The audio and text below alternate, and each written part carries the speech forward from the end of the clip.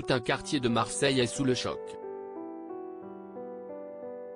Ce dimanche de Pâques est entaché d'un drame à proximité de la rue de Tivoli, dans le 5e arrondissement de Marseille, Bouches-du-Rhône, où un immeuble s'est effondré dans la nuit de samedi à dimanche, au numéro 17, précise Le Parisien. Dans les abords, l'inquiétude est palpable. Alors que 6 personnes ont été blessées et que les opérations de recherche sont en cours pour tenter de retrouver d'éventuelles victimes dans les décombres, de nombreux habitants du quartier ont entendu comme une bombe. Parmi eux, Camille Lacour et Alice Détolénard, comme rapporté par la jeune maman du petit Marius sur Instagram. Cette nuit, j'ai entendu un immense bruit au loin qui faisait froid dans le dos, a-t-elle relaté en story, ce dimanche 9 avril. Puis, au réveil, comme grand nombre de ses voisins, elle a pu découvrir l'événement terrible qui s'est produit dans la nuit. En entendant ce bruit qui a duré 3 secondes, explique Alice Détolénard, récemment installée à Marseille avec son compagnon sportif.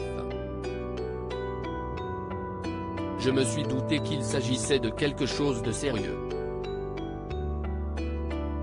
Ce matin, j'ai une pensée pour les personnes dont la vie s'est peut-être envolée en 3 secondes. 3 secondes purées et tout peut changer. La compagne de Camille Lacour, et mère de son fils, est sous le choc. Pardon pour le bad en ce jour de Pâques, mais on aurait tort de détourner les yeux. Les drames font partie de la vie malheureusement. Alors soyons encore plus heureux, c'est aujourd'hui, a-t-elle partagé. Pardon pour le bad, jusqu'ici, on compte au moins 6 blessés, et le ministre de l'Intérieur, Gérald Darmanin, qui est sur les lieux, a déclaré entre 4 et 10 personnes sont sous les décombres. Il a également précisé que l'incendie se trouve quelques mètres sous les gravats. Le Parisien rapporte une information selon laquelle, l'explosion au cours de la nuit, dans cet immeuble de la rue Tivoli est bien liée au gaz.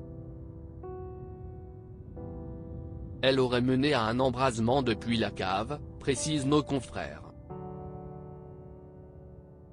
Le maire Benoît Payan a expliqué que 32 immeubles des environs ont été évacués par précaution.